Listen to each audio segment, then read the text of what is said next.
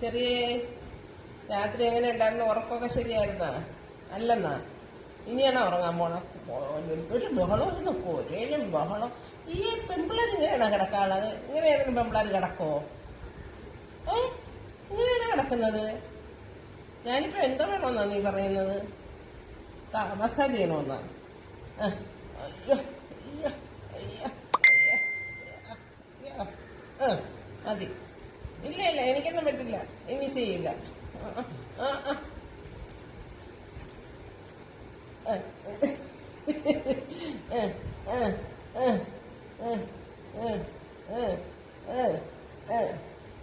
മതി.